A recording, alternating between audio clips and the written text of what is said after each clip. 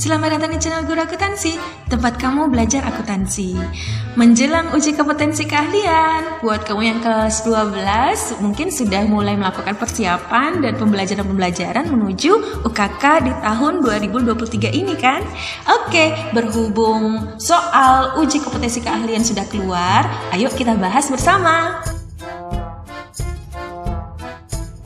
Untuk video pembahasan UKK kita kali ini, saya akan membahas mengenai program pengolah angka ya, atau spreadsheet. Nah, untuk program pengolah angka yang dikeluarkan, soal yang dikeluarkan dari pusat ya, itu ada sekitar 2 soal. Yang pertama itu mengenai soal tentang laporan keuangan penginapan hotel internasional. Kemudian yang kedua itu adalah mengenai lembaga pendidikan komputer. Nah, di sini kita akan membuat ya, mengisi gitu ya kolom-kolom yang kosong ini dengan formula atau rumus yang diminta. Nah, sekarang kita bahas ya. Oke, untuk tabel laporan keuangan penginapan hotel internasional sudah selesai dibuat. Nah, kita akan melihat data kunci ya dari pengerjaan di kolom-kolom yang kosong ini nantinya gitu. Data kunci itu ada di kode kamar. Nah, kalau kita lihat di sini kode kamar itu terdiri dari 5 digit EXI strip 1 gitu. Jadi ada sekitar 5 karakter atau 5 digit. Dan kalau kita lihat dari keterangan soal disebutkan bahwasanya untuk digit 1 sampai dengan 3 itu menyatakan kelas kamar. Nah, kelas kamar digit 1 sampai 3 yaitu yang EXI EKO LUX ini gitu. Itu adalah penunjukan terkait dengan kode kamar yang ada di sini di tabel data. Kemudian disebutkan bahwasanya kalau untuk digit 5 itu menyatakan single atau double. Jika digit kelimanya 1, maka jenis kamarnya single. Jika digit kelima itu 2, maka jenis kamarnya adalah double. Maka kalau kita lihat di sini jenis kamarnya atau kode kamar di digit paling terakhir yaitu digit kelima itu ada 1 dan ada 2 gitu. Jadi 1 itu adalah single, kedua menunjukkan kalau itu adalah double. Oke. Karena kita akan menggunakan tabel VLOOKUP di sini karena ada tabel pembacaan tabel data gitu ya, tabel utama, maka nanti kita akan membuat atau menamakan tabel utama ini gitu ya untuk pembacaan data nantinya di formula VLOOKUP. Kita blok dulu seluruh tabel data yang ada di sini untuk membuat namanya supaya nanti memudahkan kita mengambil rumusnya gitu nanti ya. Kita mungkin buatkan saja di sini di name box-nya itu adalah tabel underscore data. Oke. Kemudian selesai seperti itu saja. Tabel data selesai, enter saja. Lalu setelah kita selesai membuat nama untuk tabel data ini, kita mulai mengisi dari kolom yang kolom kelas kamar ya, yang kolom yang harus kita pertama isi itu disebutkan untuk data yang dicari terkait dengan kolom kelas kamar diperoleh berdasarkan tabel data. Maka kalau kita lihat untuk kelas kamar di sini tabel data kan ada bagian kolom ke-1, ke-2, ke-3 dan ke-4 ya. Jadi dia ada di kolom ke-4 dari tabel data. Ini akan kita masukkan ke tabel ini gitu. Sebelum kita menginput formula yang akan kita masukkan di kolom kelas kamar ini, kita harus perhatikan bahwa terkait dengan data kunci atau teks kunci. Jadi teks kunci di sini adalah EXI EKO LUX gitu ya, yang sesuai dengan kode kamar yang ada di tabel data ini. Jadi kalau kita lihat teks kuncinya gitu ya, itu ada di digit ketiga yang pertama, yaitu yang berada di sebelah kiri. Oke, digit ketiga yang pertama yang berada di sebelah kiri. Maka nanti saat memasukkan ke kelas kamar ini kita juga akan membutuhkan fungsi data text gitu ya, yaitu fungsi left untuk membaca data atau teks di sebelah kiri. Kalau kita lihat misalkan seperti ini, kita masukkan fungsi data text untuk left, buka kurung, kemudian kita pilih bagian teksnya. Dan yang kita inginkan ya tanda pemisah titik koma, atau mungkin di sebagian dari laptop kalian itu ada yang pakai koma saja ya, itu tergantung dengan setting regional dari komputer atau laptop masing-masing. Kalau di saya setting regionalnya adalah titik koma gitu ya kan untuk Indonesia. Oke, jadi tanda pemisah, kemudian untuk number karakternya ada berapa nomor karakter gitu ya yang akan dilihat Jadi ada 3 digit atau 3 karakter yang akan dilihat, maka kita buatkan angka 3. Tutup kurung, enter. Nah, ini untuk menemukan kata kuncinya gitu ya. Kata kunci yang ada di kode kamar ini. Oke, nah sekarang kita akan memasukkannya ke dalam fungsi VLOOKUP. Sama dengan VLOOKUP, buka kurung. Nah, untuk lookup value-nya itu gitu, data yang akan kita sorot atau teks yang akan kita sorot berdasarkan data yang paling pertama, teks yang paling pertama sebelah kiri gitu ya, yaitu left. Buka kurung, kemudian kita sorot gitu ya, kita klik. Kemudian tanda pemisah, nomor karakternya yaitu 3. Kemudian tutup kurung. Oke, nah selesai untuk lookup value yang akan kita sorot datanya. Berikutnya kita input data pemisah. Dan table array ini adalah tabel data yang kita sudah buatkan di sini tadi gitu. Jadi kita panggil saja dengan menulis tab gitu ya, sehingga dia muncul tabel data. Oke. Kemudian kita buatkan tanda pemisah untuk pindah ke kolom index number gitu, yaitu kolom mana yang mau kita panggil gitu untuk diisi ke kelas kamar ini, kolom kelas kamar ini. Maka ada di kolom keempat dari tabel data, berarti kita isi, buatkan angka 4, tutup kurung, dan enter. Oke. Sudah selesai, kita lihat eksekutif untuk Eksi gitu ya. Kalau kita lihat di sini Eksi itu adalah kelas kamarnya eksekutif. Nah, bagaimana dengan yang lain? Kita coba kopikan saja ke bawah untuk melihat hasilnya. Nah, kalau kita cek ekonomi itu EKO ini adalah ekonomi, kemudian looks ya, looks kita lihat di sini adalah mewah. Ya. Jadi hasilnya sudah pas, penginputan formula kita sudah benar ya. Oke, sekarang kita pindah ke kolom berikutnya, yaitu kolom tarif per hari. Untuk kolom tarif per hari, di sini kita lihat ada tarif single dan tarif double. Jadi kita akan melihat bagian digit paling terakhir, digit kelima, yaitu digit 1 ataukah digit kedua. Kita tetap memakai fungsi VLOOKUP dalam hal ini gitu ya, karena kita tetap melakukan pensorotan data yang ada di tabel data ini. Akan tetapi nanti kita akan membutuhkan fungsi tambahan atau bantuan fungsi berikutnya, yaitu fungsi if untuk memilih antara single dan double ya, kolom single atau kolom double. Kita masukkan rumusnya VLOOKUP. Kemudian data yang kita sorot itu lookup value-nya itu masih di sini, tetapi kan bagian digit paling pertama gitu ya, paling kiri. Jadi kita pakai bagian left, buka kurung, teksnya kita pilih, lalu tanda pemisah. Kemudian number karakternya kita butuh 3 karakter, tutup kurung. Oke, kemudian tanda pemisah, table array tadi, table data kita buat. Kemudian tanda pemisah ya, titik koma. Nah, di sini kolom index number, karena kita mau pilihan, ada pilihan single atau pilihan double, kita masukkan fungsi if.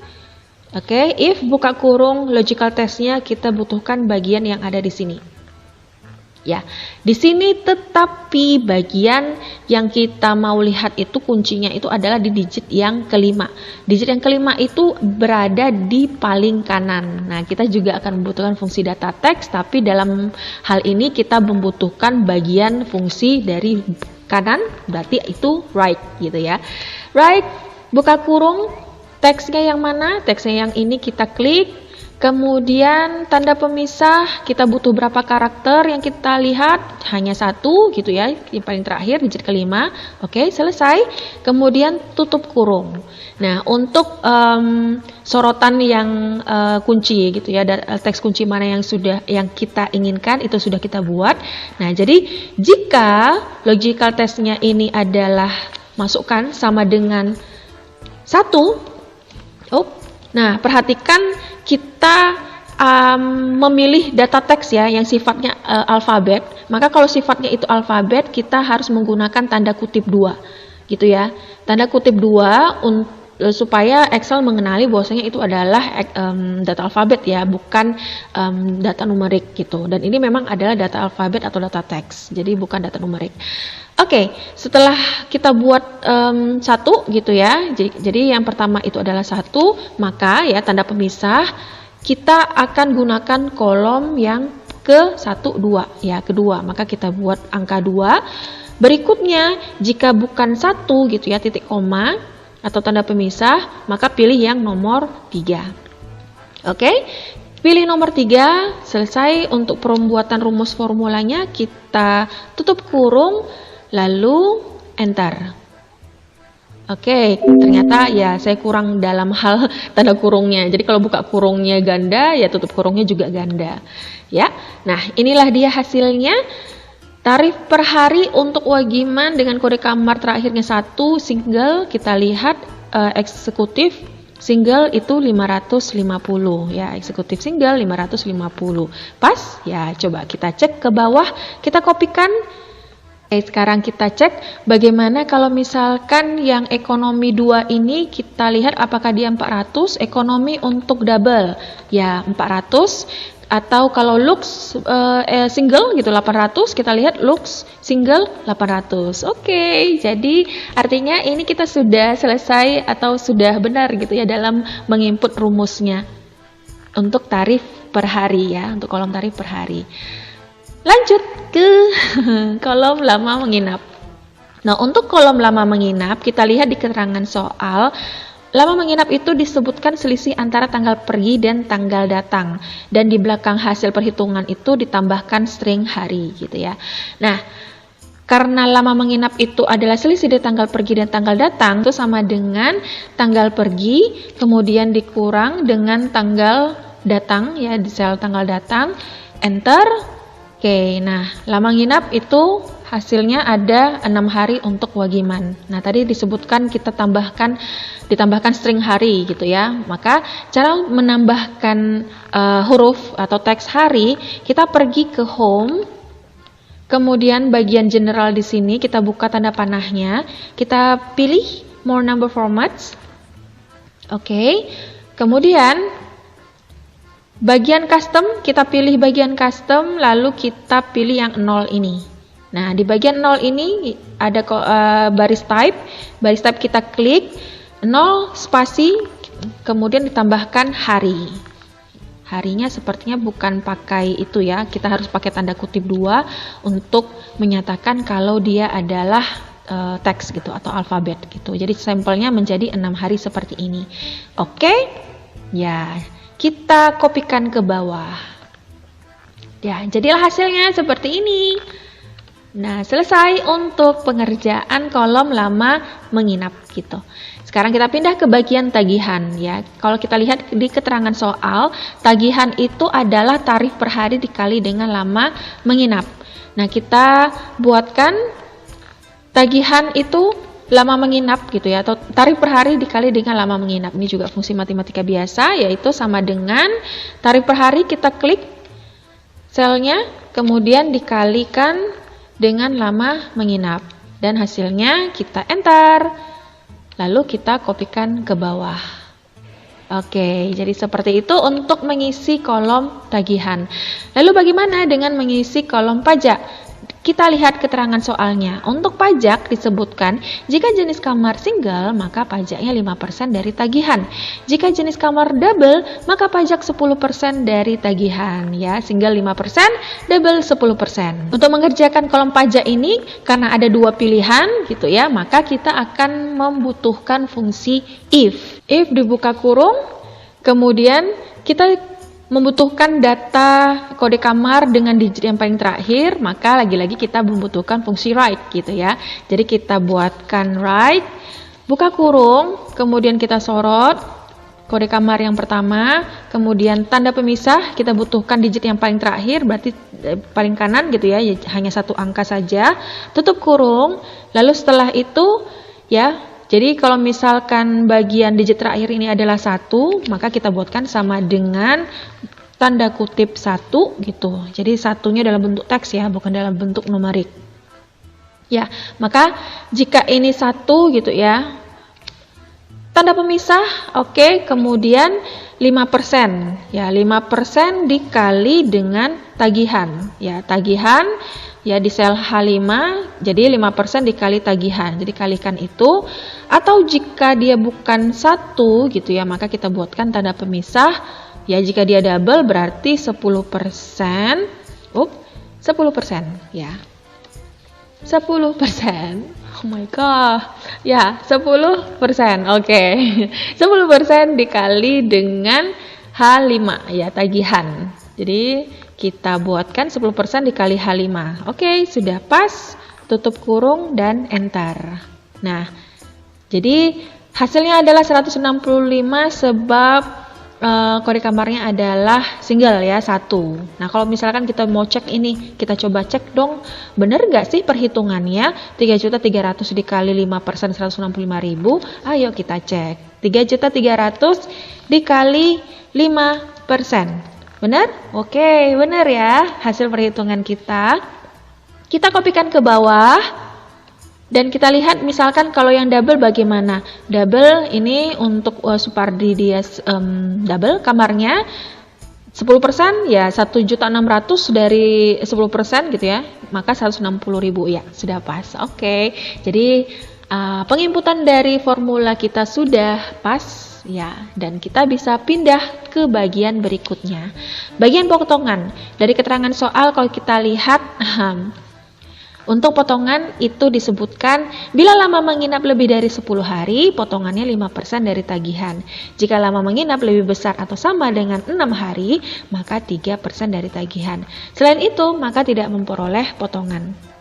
Ada sekitar 3 pilihan di sini ya.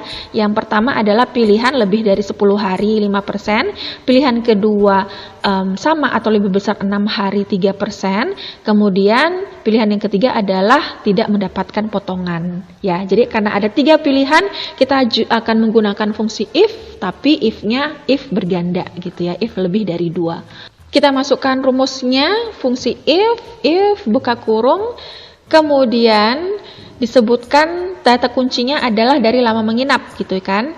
Jadi lama menginap di sini kita pilih lama menginap.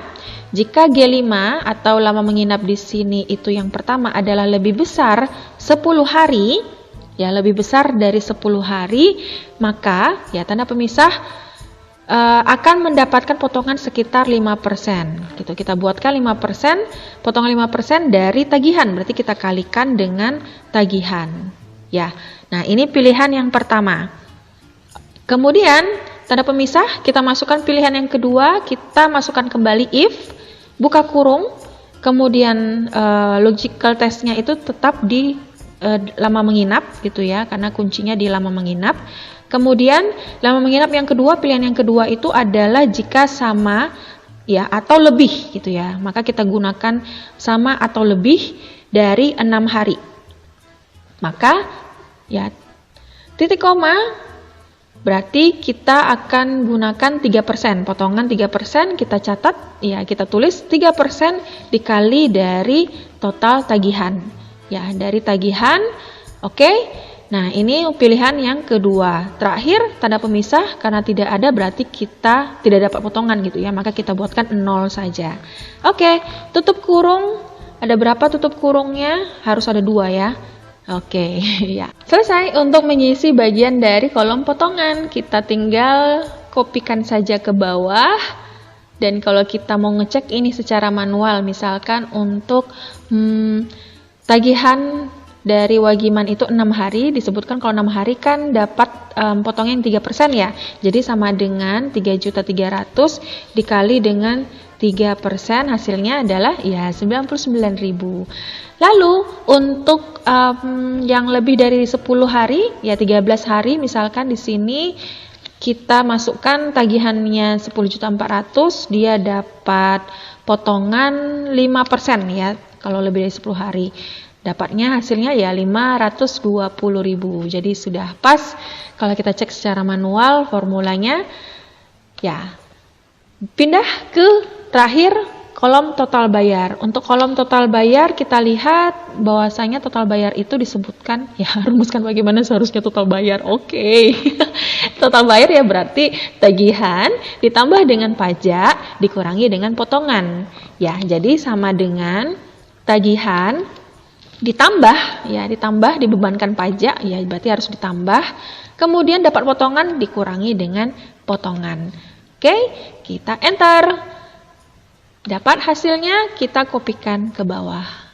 Ya, inilah hasil dari total bayar masing-masing tamu yang menginap di hotel internasional. Gimana? Bisa dipahami? Semoga bisa dipahami ya, dan semoga membantu kalian dalam menyelesaikan UKK di tahun 2023 ini. Tetap semangat dan bye-bye. Kita nanti lanjut ke bagian pembahasan soal yang kedua. Oke.